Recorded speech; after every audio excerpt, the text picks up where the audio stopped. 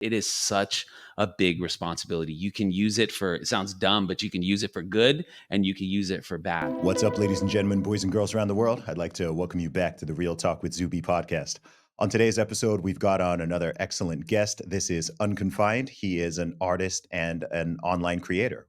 Thank you. I'm good, man. Thank you for having me. It's a pleasure to be here. Awesome, man. Well, I've followed you online, particularly on X/Twitter, for a pretty long time. But I realized I like a lot of this guy's posts. I like his mindset. I like a lot of the stuff that he's saying, but I don't know that much about him. So, first of all, let's start with an introduction to who you are. Sure. I'm unconfined. I I've been on social media for a really long time. I've been on Twitter since 2008, and but like if we go back, I was born in Iran. I moved here when I was 3 because of the war. My parents kind of had to flee the country, and so um, I've been here ever since. I've been in the Bay Area in California ever since. Um, I'm a believer. I'm a dad first and foremost. Like that's my most important role in life. I'm a single dad, newly single dad, so getting kind of used to that. I'm a creator, a social media guy. I never considered myself an influencer, but after the past couple weeks specifically, I would call myself an influencer as well in some capacity.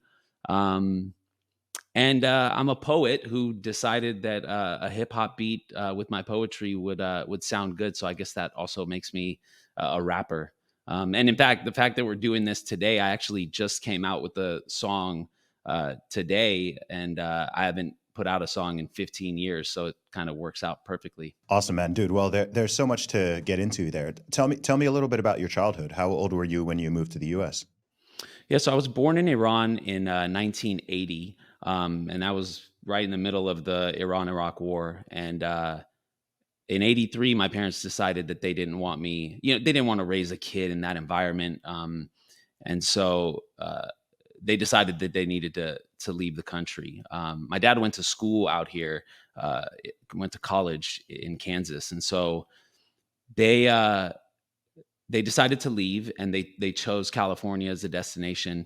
They came out here legally initially, but then never went back. So we were illegal for a really long time. But it was kind of like, you know, it was a bad situation, and they had to make a sacrifice and a choice. They left their family, they left all their friends, they left their jobs, um, and we stayed out here. We've been out here ever since. I'm 44. I've been in this country for 41 years. Eventually, things got, on track. My parents got their papers, we got green cards, and then we all became citizens and stuff. But they've told me stories about, what it was like raising me in those years, and martial law and all kinds of crazy stuff. But they made an ultimate sacrifice and they brought us out here, and yeah, obviously that changed the entire trajectory of my life. Today's episode is brought to you by Sambrosa, the best way to get your 8 hours of rest. I met the owners of the company while they were on tour with Tucker Carlson, and their nighttime syrup has been a game changer for me. It's really effective to get your quality rest at night. Sambrosa contains a natural base of 7 organic herbs, honey, and a small amount of antihistamine. It's effective and soothing with no harsh chemicals, no high fructose corn syrup, no artificial colors or dyes, and it helps with nighttime allergies. Sambrosa is a family-owned company who share my values of faith, freedom, and integrity. I've been using their products since before they started sponsoring this podcast, so I can personally vouch for its quality. My listeners can try Sambrosa today and get 10% off by going to sambrosa.com/Zuby10. That's SAMBROSA.com/Zuby10 for 10% off. Try Sambrosa and wake up ready to embrace life's opportunities. Yeah, so all of your earliest memories, I presume, would be starting out in California, right? Yeah, I don't really have any memories of Iran at all. I've seen pictures and stuff like that, but I don't. All I have are the stories that my parents have told me of the times that, that they were out there and how beautiful it was and how different it is now. None of us have been back. My parents have not gone back for the reasons that, because of the way they left. My mom's dad was a general in the military.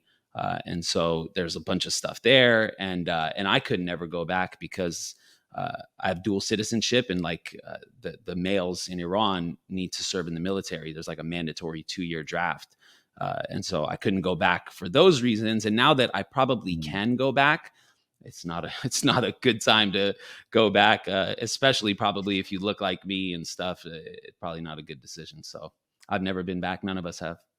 I hear that, man. So, what was it like growing up in? So, you grew up in the Bay Area, is that right? I did, yeah.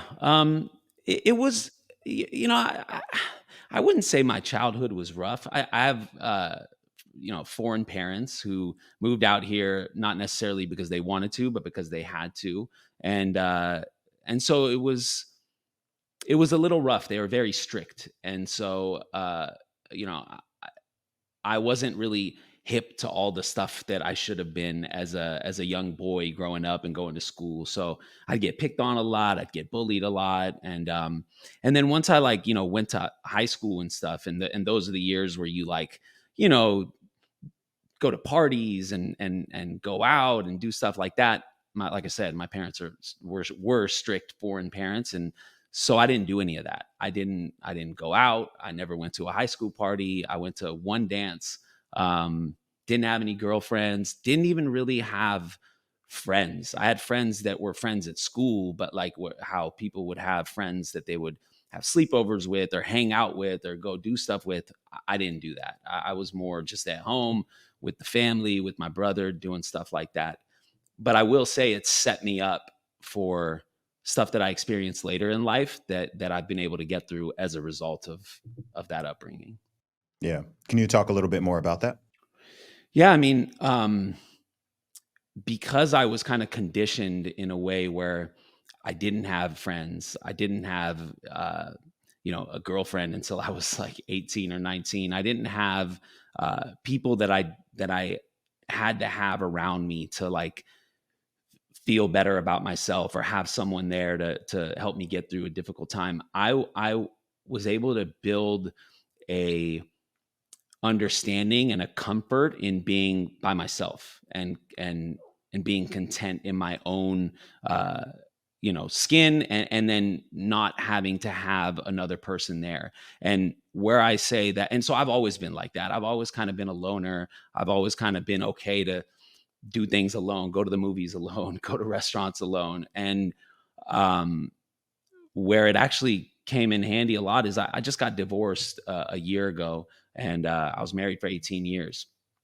And uh, I thought that was going to break me. You know what I mean? Like when it was happening, and when I knew that it was ultimately going to happen, I thought that it would be very difficult. And even though it was, the difficult part was not what I thought it would be. It wasn't, I was fine being alone. I was fine being by myself. In fact, I wanted to be by myself to kind of get through what I was getting through, where I know other people that have gone through that experience, and the idea of not having another person there was what terrified them the most. And that wasn't the same for me. And I take that directly to my upbringing, because I didn't have anyone else there all the time. You know what I mean? Obviously, I had my parents and stuff, but it allowed me to get through this tough season that I went through about a year ago, uh, Mm. and it helped me get through it a little easier. Man, there's so many directions we can go here. I want to sort of come back to what you're talking about right now, but I want to learn a little bit more about the backstory before we move on to that. So, obviously, you got into making music. Tell me the story about how you got into hip hop and became a rapper. Yeah, so I was always into poetry. Like my first memory, I was in sixth grade, and we had a project that we had these like bound books, and they were blank. And the project was to do something with them, make them a picture book or whatever. And I chose to write poetry. Um, and I don't think anyone else did. And it was like really, different. Even I remember my teacher. I remember she was very like impressed and kind of shocked that that's the route I went as a sixth grader. And I was writing poetry. My mom has the book somewhere, but I was always just inclined to doing that. And that continued. It was like I said, I'm a poet who decided to put a hip hop beat behind the poetry. I was always just writing poetry. In class, I would write poetry, um, and then I discovered Tupac, and that was it for me. I mean, I would not have rapped and still be doing it if it wasn't for Tupac. I used to uh, I was just like in awe of him. You know what I mean? And the way he rapped, the passion in his lyrics, the lyrics, right? The emphasis on the lyrics, which in fact got me not in trouble, but like I was signed to Universal for a while, and like I battled with these guys all the time, my labels and all the different things about you're too lyrical and stop focusing on the lyrics and like trying to dumb it down. And but that's what What that's just what sort of time frame was that? I'm just trying to get an idea about timing because obviously the hip hop world and the music industry has gone through so many changes, even yeah. in the past 2 decades in particular, I'd say. So, what's the timeline we're talking about here? So I started rapping in about the early 2000s, like Mm, 2002, 2003. Um, I linked up with this guy. Once I decided, yeah, I'm gonna rap. I linked up with this guy, and we like did an album, and that was my first time in the studio and like really kind of getting my voice down, my rap voice down, and like learning how to be in the studio and record songs. And we put out an album, and then he went on his way and I went on my way. And then I did my own album. Uh, Found a guy who had a studio and recorded it. All pretty terrible quality. And back then, I mean, it wasn't the same as it is now, right? You would I remember like going on the internet and finding a bunch of record labels addresses and then burning my album and like mailing it, like mailing demos to labels. And so I did that, and an independent label not too in the Central Valley, not too far from me, this guy, hit me up and was like, I'm interested in hearing your, talking to you. And I met with the guy, and this was like in 2004, met with him, and he was like, "Yeah, I want to sign you." Mind you, I had no idea what I was doing. Like, I don't know what I'm signing or like what the heck is going on. But I did it. I signed a contract with him. He ended up being an amazing guy and became a friend. But it was him, another guy, and me, and that was it. And I started pushing that same album with them, and we did music. They got me shows. I started performing. Uh, and then there was an opportunity to get a deal, like a signing and distribution deal with Universal and this other record label called Fontana out of LA. Um, mm. and so I got picked up in 2005 by Universal and on a one album deal. And I gotta say, man, it was the worst experience of my life.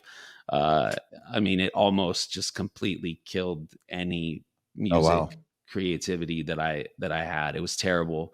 I did do an why? album with them. Well, because I was a very, what I guess what you would call a conscious rapper, very focused on the lyrics. Probably not the beats that you would play in a club and dance to. And Mm, they wanted me to be a rapper. Like they wanted me to make club music. I remember going to the studio. I remember getting songs rejected by them, taking songs to them and being like, yes, I want this on the album. And they'd be like, no, and send me mm, back. And so I remember going to studios and recording songs about having women, like multiple women, and being promiscuous and having money. And I'm broke. I live with my parents. I don't have a girlfriend. It's like literally I'm rapping stuff that's not true. You know what I mean? None of it is yeah, true. I hate going to the club. None of it is true. yeah. But that's what I was doing. So anyway, it was just like a push and pull constantly. We finally got the album done enough to where it was good enough for them, and I was just like, I just want to be done with this. And we put it out, and they actually didn't push it at all. Like, I don't think that they were happy with the whole relationship. So the album did nothing. It flopped. It didn't go anywhere. Stores that was back when CDs were in stores and stuff, so they Hmm. removed it. It was done. There was a point where somebody approached me and asked me if I'd be willing to pretend I was Mexican because they felt like they could uh, I would appeal to a Mexican crowd a lot better if I would do that. To which I said no. I was like, look, you guys can shelf me. I won't do it, but I'm not pretending I'm not Mexican. I'm not going to pretend I'm Mexican. That is wild, man. That is It's wild. I crazy. mean, It's crazy.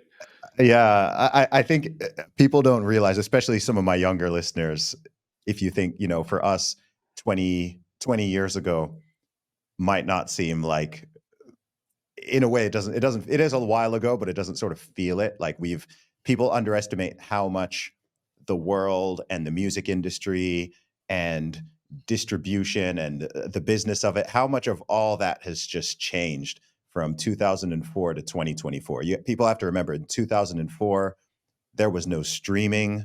There was there wasn't even downloading, not legal. If you heard downloading, it was illegal. Yeah. Everyone was still buying CDs. This is pretty much the peak of the CD market in terms of the music itself. This is in hip hop around the time where, I mean, a lot of stuff was gangster rap, and then you had all the dance music. You had the snap music and the crunk and all this kind of stuff. That's kind of what was popping. It was Lil Jon.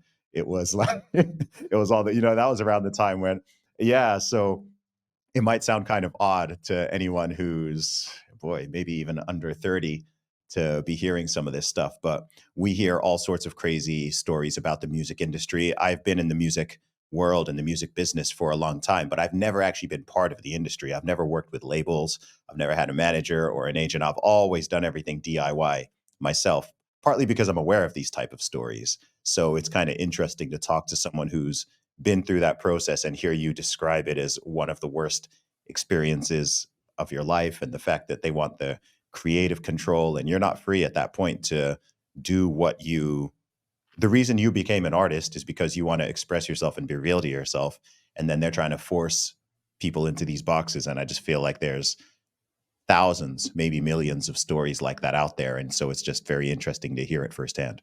I mean, it's crazy. And I was just in like I said, my newest song, or my first song in 15 years came out today. And I was in a space on X talking about it to people that, again, they have no insight into this, right? Because unless you've done it, all you know are what you've heard, and who knows what you've heard. And I was telling people that, like, making music now, because I just made a song, and I did it all. I have a $150 mic. I have my laptop. I'm using GarageBand, like, you know what I mean, to make a song, and I'm mixing it myself. I'm using AI software online to master it, which is, I'm blown away by how well it sounds, and and then I'm putting it with the push of a button on all major streaming platforms, social media, and all this stuff.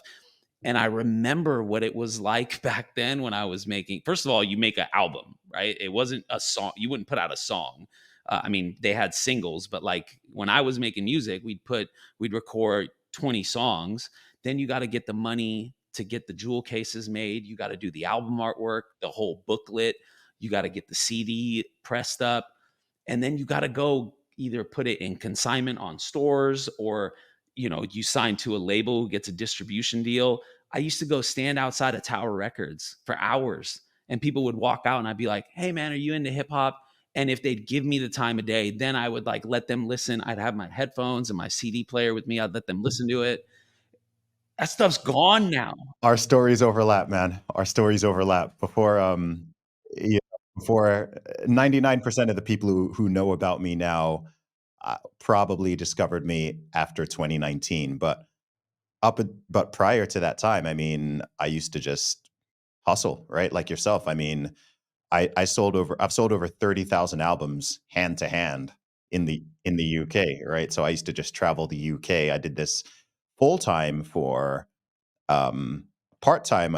I did it from, I guess, 2006 to 2011, and then from 2011 to early 2019, it was full time. I was just a full time independent musician. I used to just spend all day, thousands of people a week, talking to them and selling, 100 plus CDs a week hand to hand. And then eventually I moved into the malls, and I used to have pop up shops in shopping malls in the UK. So instead of just being out there on the street, you have to remember the UK weather is not very good.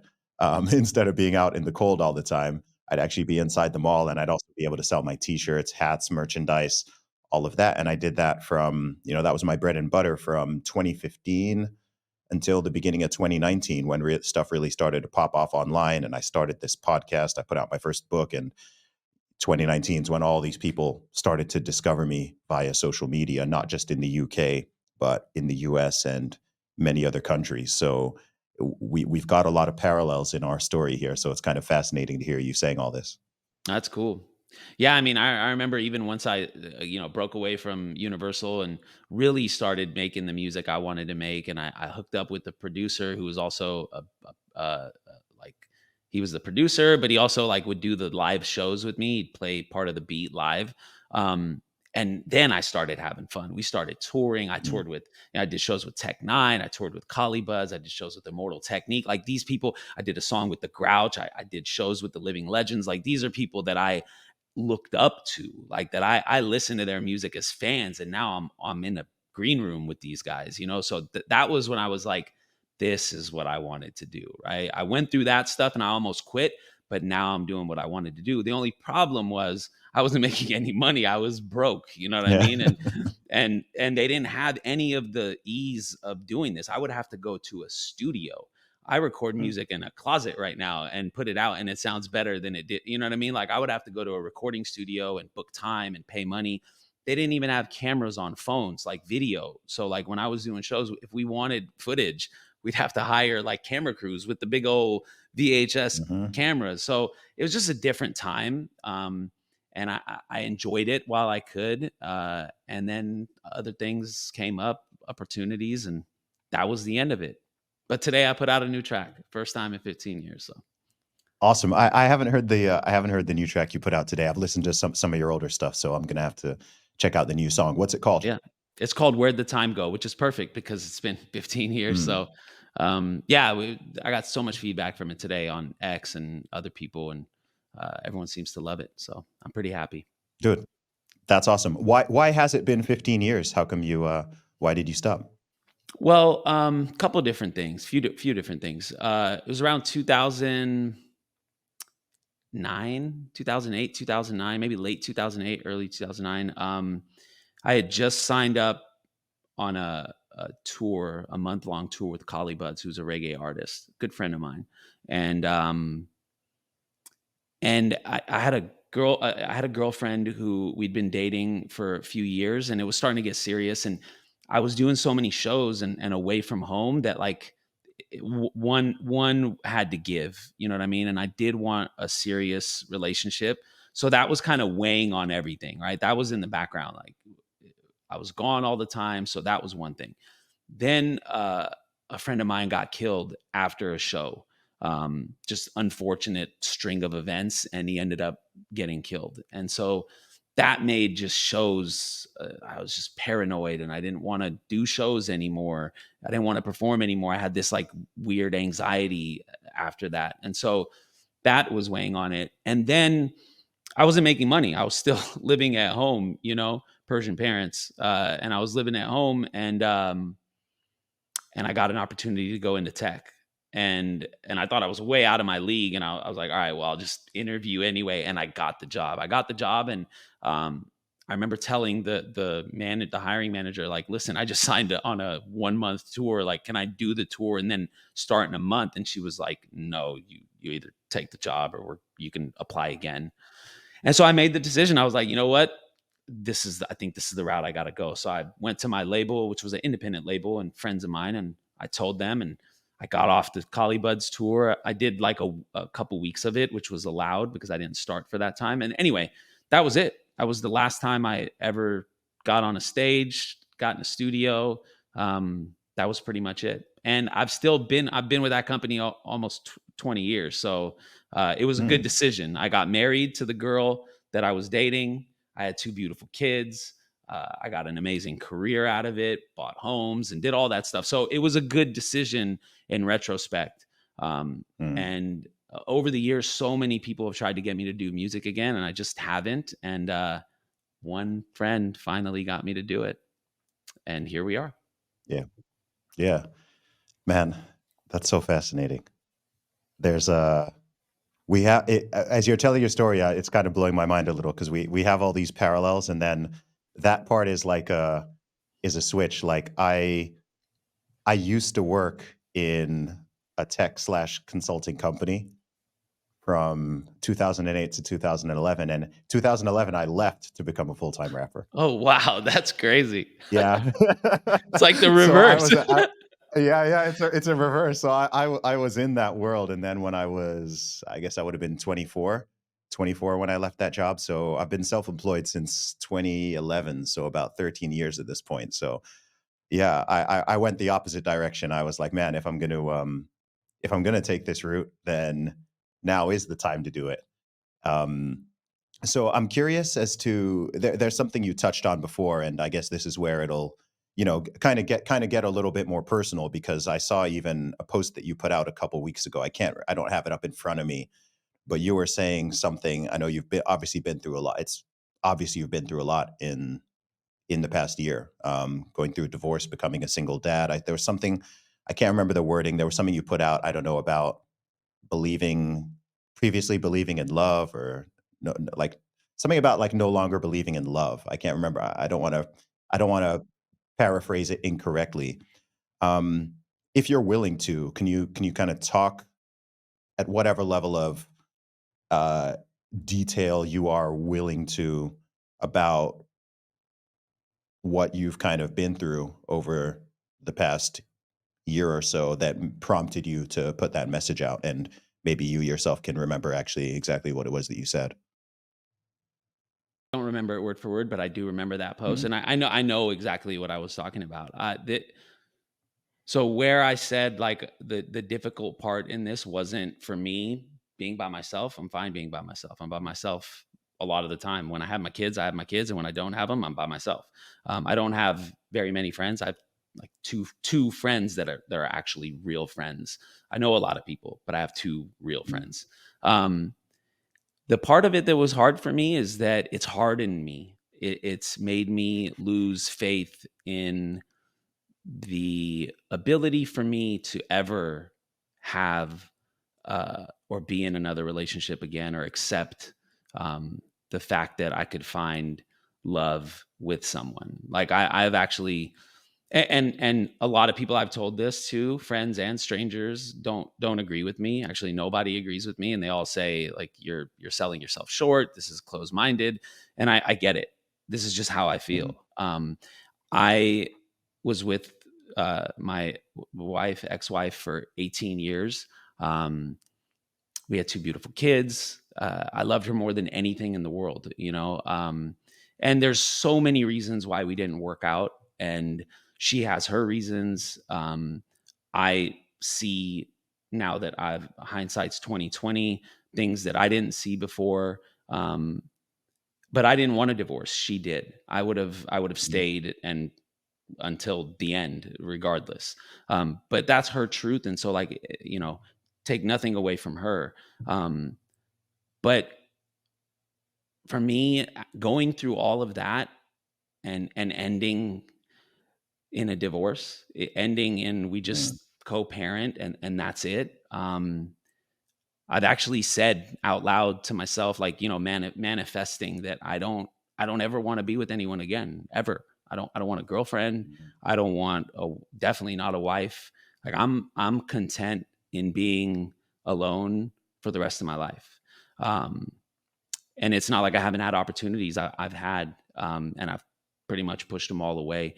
And I know as I say it, it's not the right thing to say, and it's not the right way to be. And people have told me that there's probably someone out there for you, like what if you find a love that's everything you didn't know that it could be? And to be honest, I don't care. I don't want it. I don't want to. I have my kids, and my kids are my life.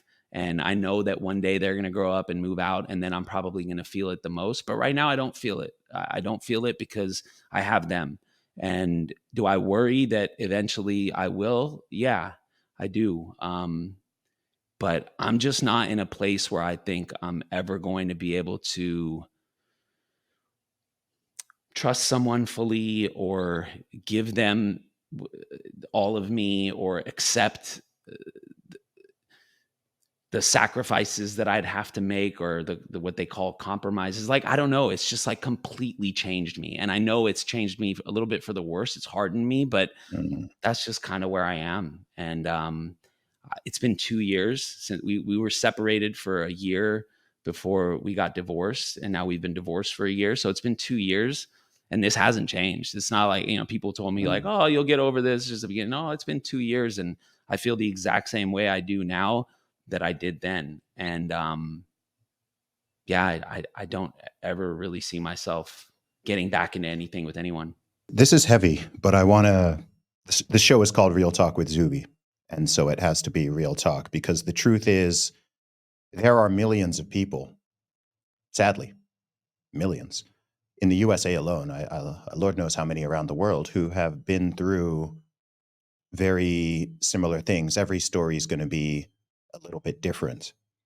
And I think that we live in this weird world, and maybe it's always been this way, but I don't think so, where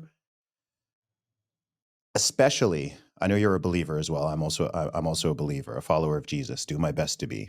And in that world, and also in the secular world, there's this strange thing where we're kind of not supposed to talk about the reality of this. As common, sadly, I freaking hate the divorce statistics, right? There's a lot of statistics that I wish were not what they are, but this is sadly a really common thing, and I feel like very few people kind of talk about it openly and address it. I don't know if they think it's kind of going to bring some bad juju into their life, or if they're going to dissuade people who might be listening to this from marriage. And, there's this thing people kind of want to cover their eyes and like, just let's just pretend that let's just pretend this isn't happening. Let's just think good thoughts. Let's just be happy. And I personally don't think that is the right I don't think it's the right approach. I think people kind of have the right hearts and the right spirit about that, because I can understand, you don't want to like black pill the youth. Marriage rates are already declining, right? You're not trying to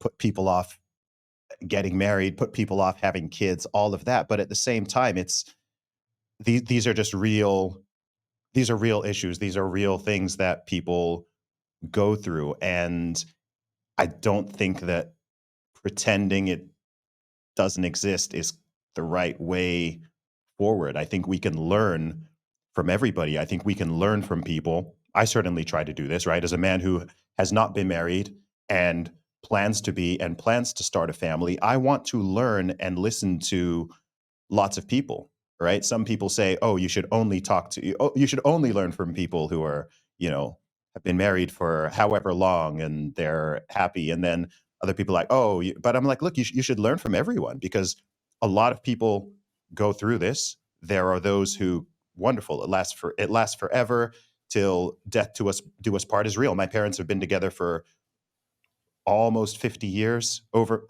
48, I think 48 years, approaching 50, and they're still, very happy, 5 kids, 10 grandkids, more to come.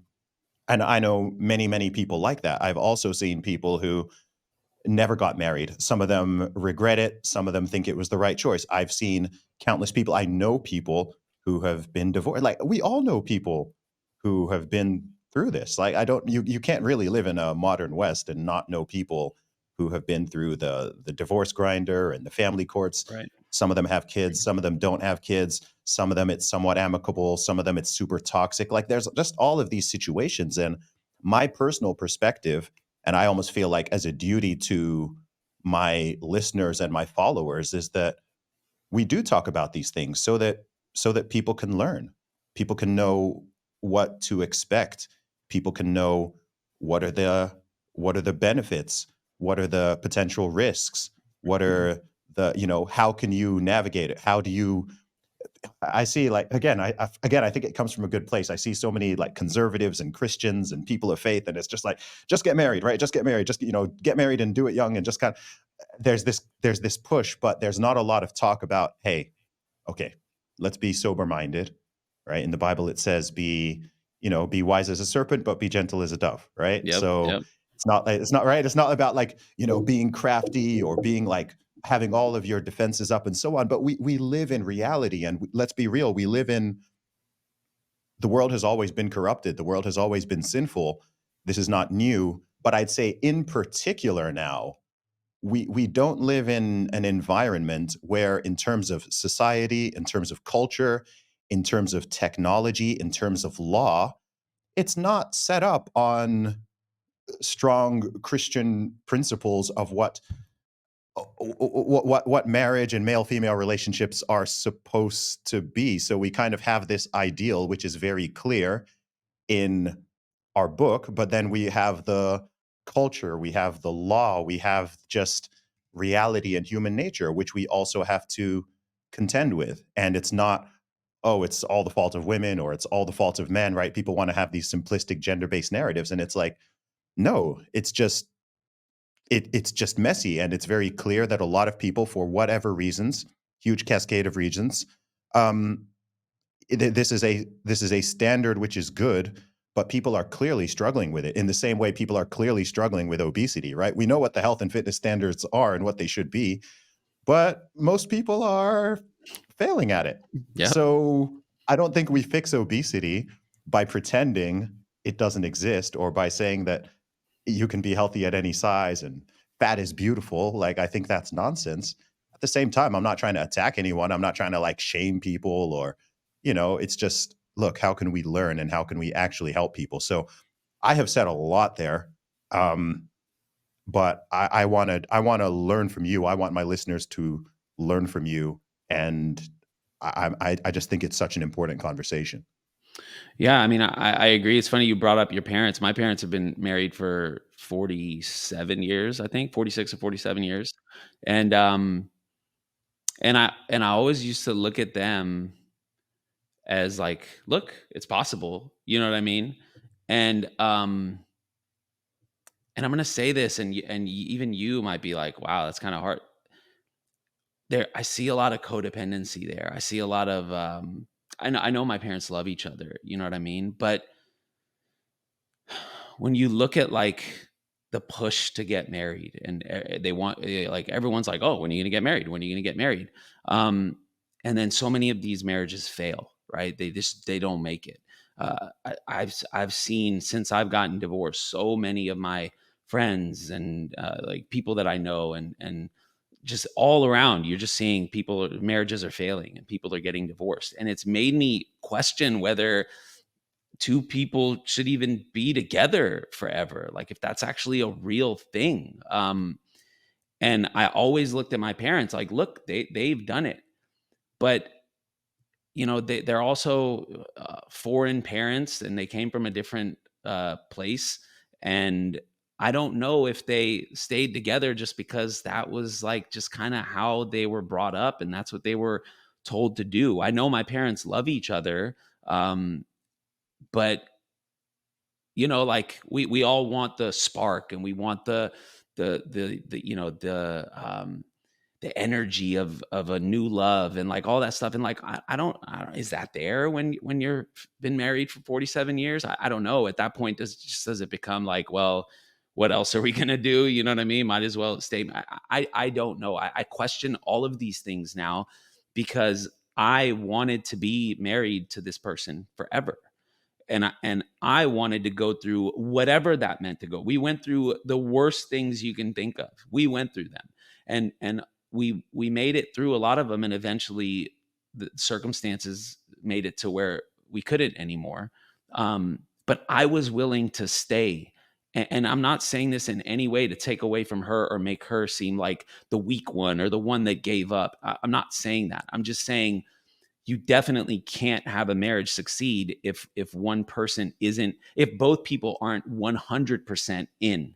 You can't have it be a little bit unless the other person's going to pick up the slack, and in that case, if that continues for too long, that's not sustainable either. And so like what I tell myself is I don't want to do that again. I don't want to be with someone for another 18 years only to end up divorced again. And I don't care about the other things that come with divorce that people talk. Like I don't care that she got half of everything. That's not what I'm saying. I don't want to be left with a hole inside of me because I thought I was going to be uh, I thought I was going to be with this person for the rest of my life. And now it's all gone. Like, it's nothing is not. When I see my ex now, it's like a side hug. And I mean, this is a person that I have the craziest memories and experiences and moments in life with for 18 years. And now she's just the mother of my kids and just like a person I know. And the type of person I am, like, I'm going to be there for her forever. Luckily, we're amicable and we co-parent and we put the kids first, and like all that's great. But man, I'm not doing this again. I'm not going to go through this again. I don't want to. Even if there's a possibility, I'm willing to risk that.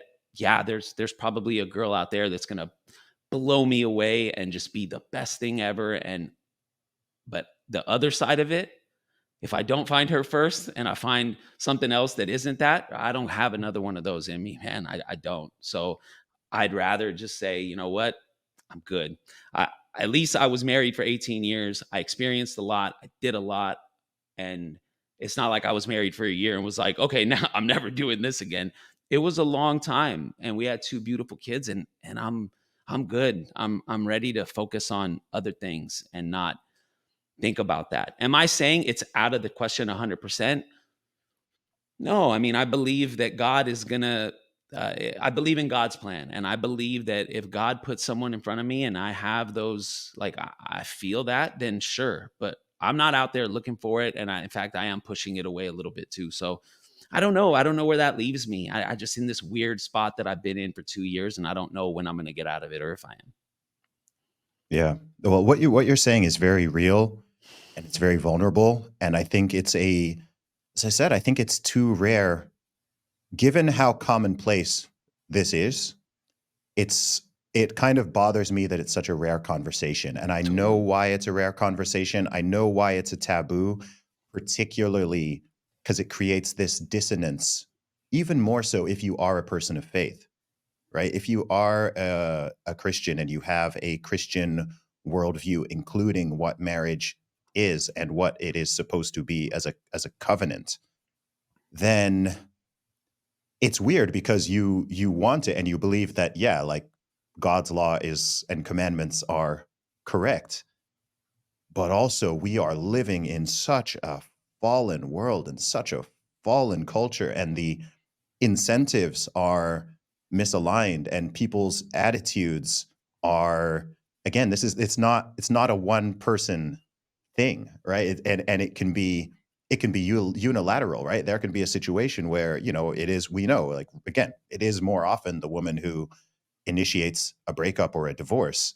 And there's all these situations where it's like, hey, um one person is in and is willing to do this and is willing to continue and get through whatever you want to get through, but realistically at any point, the other person can be like, well, you hear all the time, why should someone stay in a marriage if they're not happy, or what if people grow apart, or what if this or what is that, right? We're not talking about cases of physical abuse, No. domestic Yeah. violence, adultery, right? Like, so like, again, I know, like yourself, we're both connected to a stupid number of people, so we kind of hear every version of the story that can exist. Right. I know, I've seen couples in the past, in the past few years, people I know, 4 kids, 5 kids, 7 kids, Christian people of faith, and they get divorced, and I'm like, how can that be a better option? Like, I don't, it blows my mind because I'm like, if you have a family, like a family of 9, like what has happened that is so bad that it's better to disintegrate this, not just the union between the two people, but 9 people immediately involved in a household, and then of course you've got the extended family. Like, what is so bad that I just don't see how that situation can end up better for anyone. You kind of see what I mean? Again, unless it's the most extreme scenario, right? If there's like violence going on, there's abuse, right? Like, I just, it doesn't register in my brain. It doesn't compute at that stage. I'm just like, the man is going to end up worse off. The woman is going to end up worse off. every single one of those kids is going to end up worse off. Like everyone's just, I just don't get what is irreconcilable. Like what is so bad that it's just better to kind of blow this thing up than to stick it out and work it through. Like I haven't been married. Right? I know every single married couple, they go through difficult stuff. I get that. Just as human beings, we go through difficult stuff. Yep. I just, as a sort of logical, pragmatic person, I struggle to think like, gosh, how can the outcome of that be better than what you had previously? You kind of get what I mean? Like it just doesn't, it doesn't compute for me. I don't really get it. I don't know. You literally saying that, I've asked myself this over and over again for 2 years. My kids have struggled through this, my daughter the most, and, she asked me, "Daddy, why can't we be a family?" I mean, like, that kills me. I can't even say that without, getting emotional. Like, what am I supposed to say to that? Like, what do I say to a 7-year-old girl that asks me why we can't be a family? Or, my son cries at night because he misses his mom. Like, what am I supposed to do? You know what I mean? And I'm not a yeah, I think and this is another topic in itself, but I think most dads give dads a bad name. I've always been a present dad. I've never been just the sperm donor, just the guy that made the kid and mom, you do everything. I've done everything that their mom can and has done, minus the giving the birth and the breastfeeding. Outside of that, I am 100% they're a full time dad. When I was married and when I went now that I'm not, but this part of it has been the hardest part for me, is trying to explain to these two innocent children like why this has happened to them. And all they want is for their mom and dad to be together. You know what I mean? And even though they're happy and they live great lives and they're blessed, and I thank God for that every day, and they're happy a lot, those moments of sadness have to do something to them. Like, I just know they do. It has to, right? I feel it. I see it in them, and it's so hard to watch. Man, I'm sorry to hear that, bro. I'm genuinely sorry to hear that. You know, I think I think one element of it that people deny or pretend doesn't exist. I didn't used to think this, but the more I hear of all these different stories, right? Both the positive and the negative, getting married super young, getting married older, having kids, not whatever. There's just like many things in life, there is an element. I do believe I'm coming to the conclusion that there is an element of luck or chance or fortune. I am increasingly coming to that perspective. And I'm not someone, I'm super pro like, personal responsibility, super pro accountability, super pro like, free will, and you mostly create our own destiny. But just like, I don't know, there's people who just get hit with some debilitating disease, a cancer or something, right? We don't know why there's some 40-year-olds get cancer and some of us don't, right? There's medical reasons for it, but there's a, I do believe there's some element of a roll of the dice. Yeah, I I do do too. think there's an element of like, look, it's not, you can do, of course, there are things that you can do to increase the odds, right? Very obviously, right? And we can talk about all of those, but still, there can be situations where someone was genuinely unfortunate, man or woman, right? Or Yep. both, right? Yep. Where it's just like, there's, it just, there was this dice roll, there was that dice roll, and this one worked out, and this one just, it's hard to explain. It doesn't logically seem to make sense. Obviously, people have their rationale behind their motives, but human beings are not human beings are not rational creatures ultimately. Like we all like to think that we are, but emotions play a role, and people make bad decisions. I see people make bad decisions all the time, and we've all done it to differing degrees, right? We've all had things where you look back, you're like, oh, that was stupid. I shouldn't have I shouldn't have done that. Oh yeah, I've done plenty of Right, right, that. it just exists. I think that's just reality, and I think there's an element of I believe you can recognize reality while remaining an optimist, I think you can be an optimist and a realist. I think I encourage people not to get black pilled, right? And not to have this mentality around the world of just like, it's all doom and gloom and I'm a victim and everything bad is happening to me. And there's no point taking any risk because risk means that something could go wrong, right? I don't think that's the right perspective. But I also don't think we should pretend that everything always kind of works out and that things can't just kind of come at you sideways and go wrong. I think we have to be like both so optimistic but sober and realistic. And I think Absolutely. I don't think those are in conflict. I think people pretend they're in conflict, but I don't think that's true. I agree. I agree 100%. Yeah. Yeah, Yeah. it's So go ahead. no, it's just it's been a crazy experience, man. One that I didn't think I would Yeah. go through, but here we are. I would assume that nobody does. Yeah. um, which is part of the scary, which is a bit, which is part of it. That's actually a little bit scary because I run under the assumption that every single person who goes through that in some way, shape, or form, obviously that was not the plan. Right. Obviously, Yeah. yeah.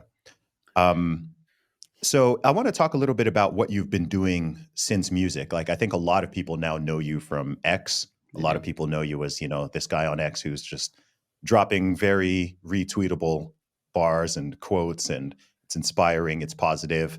Tell me a little bit about that journey because I know you've been on social media a long time. Yeah, I have. I started my account in 2008, but it wasn't really until and I've been active. I've been active on Twitter and now X from the beginning. But it wasn't until around 2017 that I wanted to. I need a creative outlet, and music wasn't there anymore, and so eh, Twitter kind of just became that. And obviously, I also wanted to find ways to do well on social media. I'm on Instagram too, and I've been on Instagram, but Instagram's a different beast, and so I started just experimenting with stuff, and so I started just putting quotes out, and they just kind of organically started doing well. More people started seeing them. I had a little bit of a following still from the music, especially in the local areas that I've done shows. When I was doing music heavy, people knew who I was. I still get stopped every now and then. People are like, "Are you that guy?" And I'm like, "Yeah." And so because of that, I had a little bit of a following already on Twitter, and so I just like started putting these quotes out. And they were quotes that I would come up with. They would be watching a movie and I'd hear something or I'd see something, and I'd put it out, and they started just picking up steam. And like, talk about like organic reach and all that stuff that we hear now, talked about.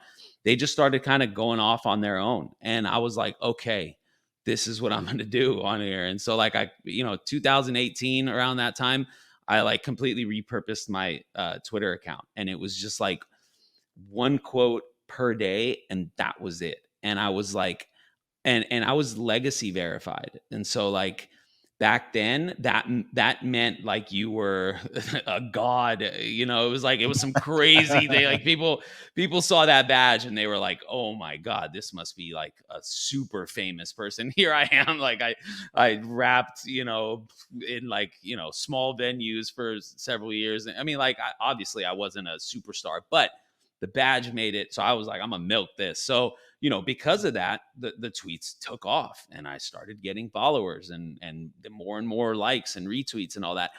And so I was like, I'm gonna start replying to everybody. And because that was coming from an account with a verified badge, it was like every let me say, like, let me preface this was I didn't do this just because I was like, oh yeah, let me get as many likes and followers. I genuinely like interacting with you. I was spending hours and Mm. hours a day, replying to people, real replies and stuff, having conversations. um and I've always been like that, very humble, very modest, always would talk to people after shows and all that stuff. And so that's what I started. That was kind of the model I had on Twitter. I would put out a quote a day and reply to every single person and follow them. And I became like, it's funny because now we talk about reply guy. I was like the first reply guy. You know what I mean? Like I fully, I believe, I'll challenge anyone. Like, let's go look at our old posts. I am the original reply guy. And I would reply to everyone. And they saw that as, oh my God, I have people to this day, they'll come into a space. So someone today put me on a post and was like, you followed me when I had no followers and, like nothing. I was nothing on here. And I'll never forget that. I've been told that countless number of times. Like I can't even tell you how many times. And so that became my shtick, right? And it was a very like organic like trajectory of like, okay, this post got 20 likes and 5 retweets. And it got to the point where before Elon took over and took away the legacy verified stuff, um, if I didn't get 20,000 likes on a post, it was like, it didn't perform well. Wow. So every single post was 20,000 likes at least, anywhere from 5 to 10,000 retweets, and like, 1,000 or less replies, anywhere from 500 to 1,000, and like millions of impressions. And then right before Elon took over, it really took off. I was getting like 50,000 likes per post and all that stuff. Elon took over and it kind of just like destroyed the whole thing, right? Oh, Like, interesting. That's yeah, that's so interesting. he did. Like once he got rid of the Mm. legacy verified, which and at first I was like, oh, this sucks. And then I think it was a great idea. I do think there was a lot of elitism there. People were paying for it, and it was a bad situation. But the algorithm changed. Everything kind of changed, and all of a sudden, my reach just steady and slowly started to dwindle and drop. Um, and so I had to make adjustments. Like I had to figure out what it is that I need to do to kind of adapt to this new algorithm and this new change. And so like that's kind of, if you followed me and like actually have been, paying attention, you kind of see that evolution. I still post the quotes. In fact, one thing I left out when I was just doing the quotes, I cannot tell you, man, how many times I would get DMs from people and they would say, your quote um, saved me. I was going to kill myself. I was going to kill myself, and I didn't because I read your quote. I'm not even kidding. I'm not bullshitting you. My bad. I'm not messing with you. I've told other people this, and like, you're crazy. A quote Mm, on I Twitter, believe it. No, I believe it. like literally dozens of It people. happens. Yeah, For anyone questioning, yes, this happens. It happens when you have a it's big the account. truth. Yeah. And so that's the extreme, but like, you saved my relationship. You saved a friendship I had. Just like the craziest things from a one-line quote and maybe me replying to them. Um, and I felt like this sense of like, I have to do this. I have to keep doing this. Mm. Like responsibility here to like continue to be this motivation to these people, because I wasn't just like a quote account. I was a real person attached to it. So I would have conversations with these people. They would DM me and I would help them in conversations, in DM conversations. So anyway, I still do those, but I've had to evolve. And now, like, if you look, yeah, I went from, tens of thousands of likes and reposts to, my quotes will get like 1,000 likes on them right now. And then like other posts that I do maybe get a few hundred likes, but the game has changed now with the monetization program, and it's all about replies and verified replies and all this stuff. So it's like, um, it's a different place. I have a really good friend in real life that I met through Twitter. His name is Brock Pearson. You might have heard of him before. And Yeah, so yeah. like him and I do like spaces together where we, like help accounts grow, and there's a fine line here, right? There's like grifters on X that like they do like the subscribe to me and go like my posts and I'll help you make money. And so that's not what we do, but we try to help accounts. I still do the same thing. I get so many replies now that I can't reply to everyone anymore. I used Mm. to. There was a point not too long ago that I just, with kids and everything else in life, like I just can't. I was spending way too much time on Twitter. So I still reply to about 500-600 people a day, but that's about the cap Wow, that that's I a can lot. do. Yeah, yeah, I still do that on That's a lot, man. average. That's I reply to a lot of people, but mine is probably 1/10 of that. I'd probably get to about 50 to maybe 50 to 70 Yeah, in an average day.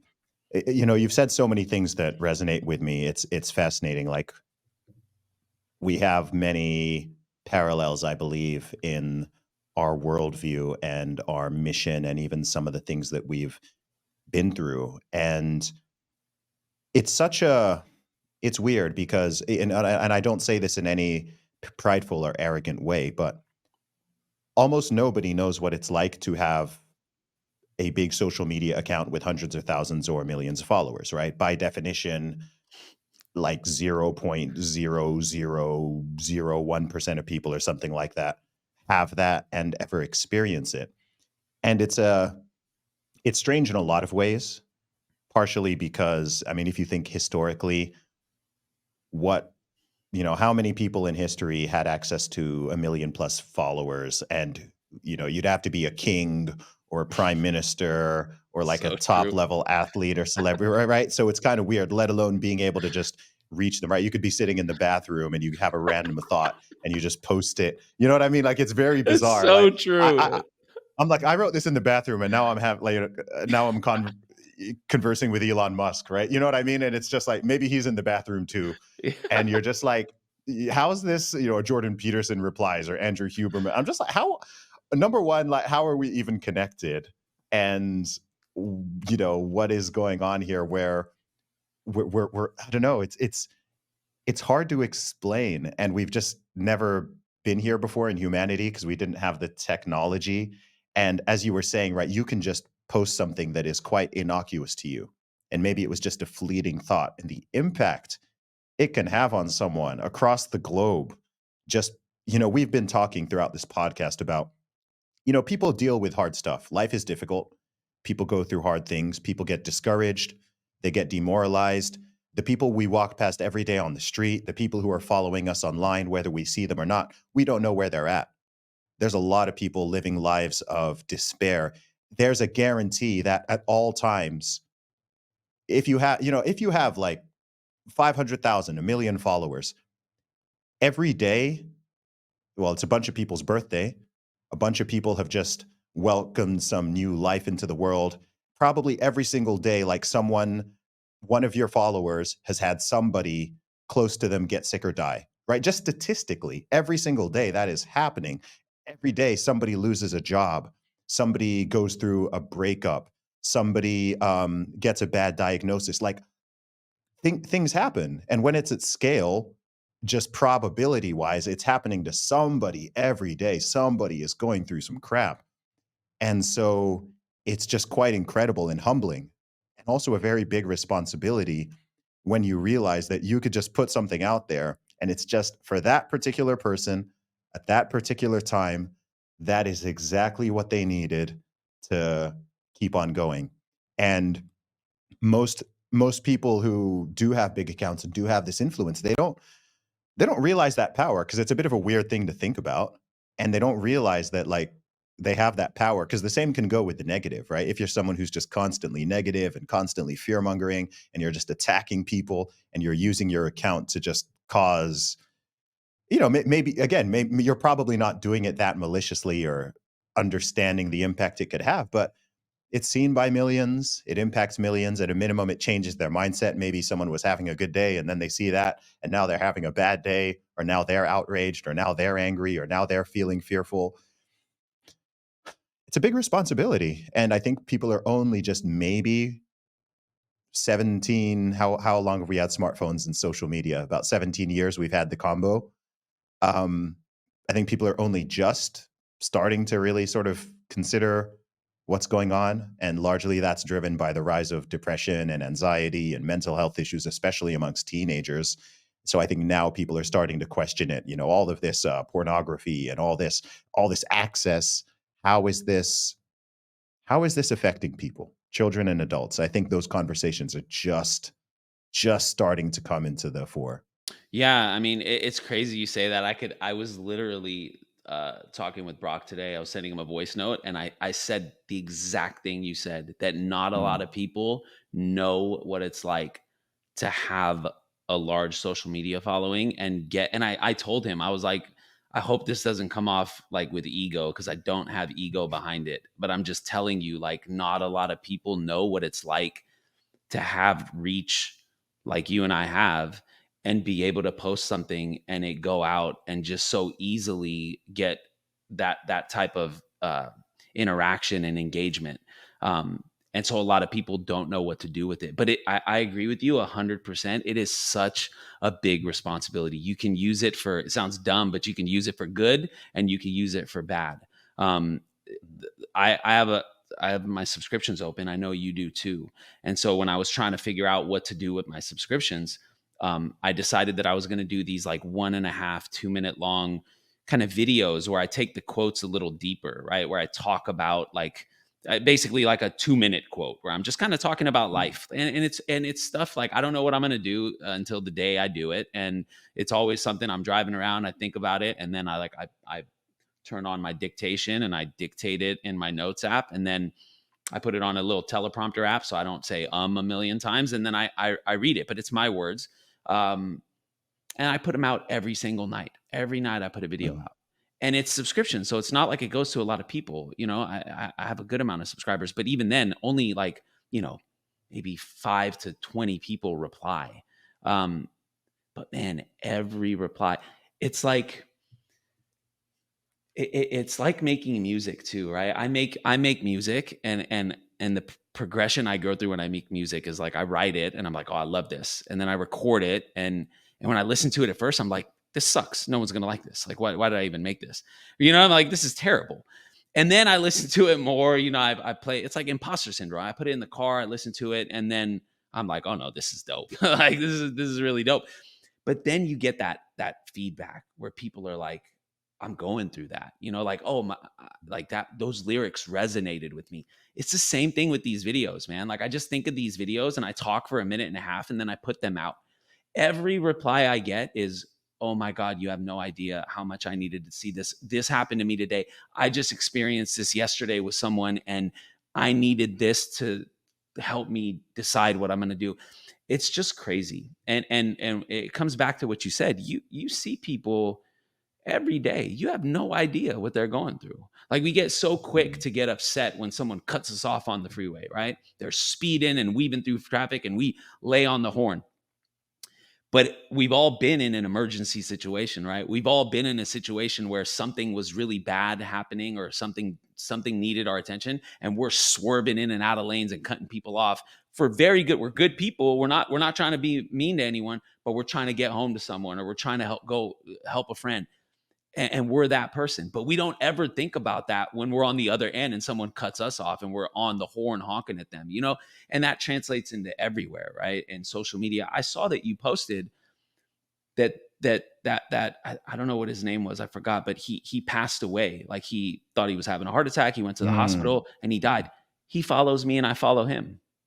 And I Yep. read that post and I was like, man, like it just reminds you that you just don't know. Like you just don't know. You don't know what people are going through. You don't know what's going to happen the next day. And I try my best, man, on a daily basis to remind myself of this. I'm human, so I mess up. You know what I mean? We all do. But I really try Mm. to like lead with that and know that there's always people out there that you can help in your interactions with them, in the smallest gesture of kindness, or when you have a platform like you and I do, then you have a larger responsibility to do something good with it. And I truly feel like I do. I have fun too. I go into spaces and have a good time, but I change people's lives with social media. I change people's lives with music. Um, and I think it's important to do that if you're able to do it. It's such a good feeling, and it's something that I don't take for granted at all. Well, I think that that is apparent, and that's one reason why I wanted to invite you onto the show, man. It's been awesome getting to know you better, man. I love your story. Um, Dude, I just want to send you love, positivity, God's grace. Um, I know, you've just shared a fraction of what you've been through. And as you know, after the darkness comes the light. There's going to be so much more love, so much more positivity. So I encourage you, I encourage all my listeners, don't get black pilled, as I've said. Be aware, be realistic, be optimistic, take heed of everything we've talked about, but don't allow yourself to kind of fall into this trap of the abyss. It's a dark and dangerous place to be. There's a lot to be grateful for. There's a lot that's positive in the world. And man, Unconfined, I love talking to you, brother. And thank you for sharing your wisdom. I appreciate it. Thank you, man. And let me just say, like, Um, Obviously, we've been following each other for a while, and I see all the amazing things that you're doing. And it is an honor for you to ask me to be on here. I got a lot of respect for you, man. And thank you, because I've been excited about this since you asked me, and I couldn't wait to do this with you. And it's an honor for me to be able to talk to you and to be on your podcast and stuff. So I appreciate you very much, man. Thank you, man. And last thing, where can people find you online? So obviously I'm on Twitter, I'm on X, I'm on Instagram. I post family stuff on there. I do have a website, unconfined.com. And like I said, today it couldn't have been a better day. I put out my first song in 15 years. It's called Where'd the Time Go? It's on all streaming platforms. And you could just search Unconfined, and you'll find it there. And that's Unconfined with a K for With everyone the K, listening. with the K, yes. Appreciate you, brother. Thank you so much.